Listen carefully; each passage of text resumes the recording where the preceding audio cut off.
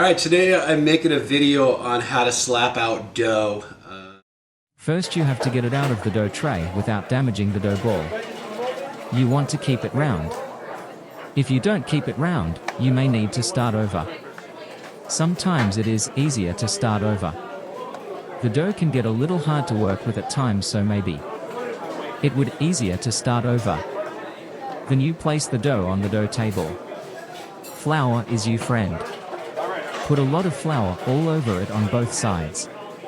Start by pressing down on the edges in a circle. Pop all the bubbles on the edge of the dough ball. Go around several times. Next, start pressing down on the middle and start popping all the bubbles.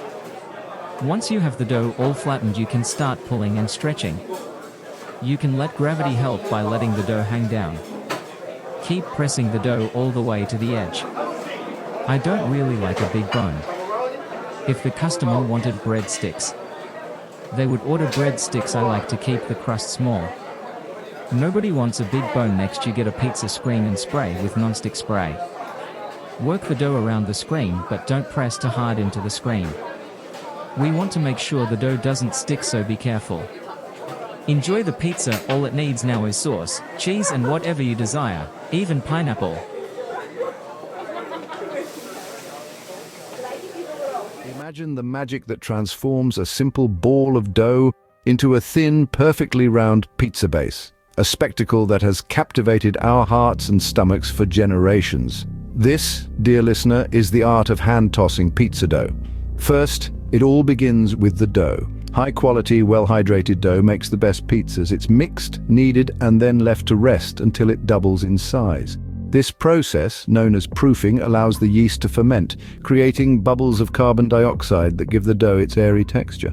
Once the dough has risen, the hand-tossing process begins. Start by dusting a clean, flat surface with a sprinkle of flour to prevent sticking. Place the dough on this surface and gently press it out with your fingertips, starting from the center and working your way out, leaving a thicker edge for the crust.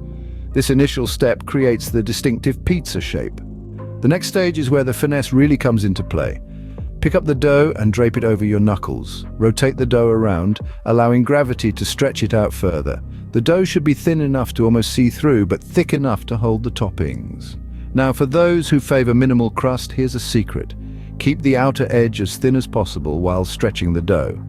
This ensures a slim, crispy crust without sacrificing the durability of the base. And there you have it. A perfectly hand-tossed pizza dough ready for sauce, cheese, toppings, and a hot oven.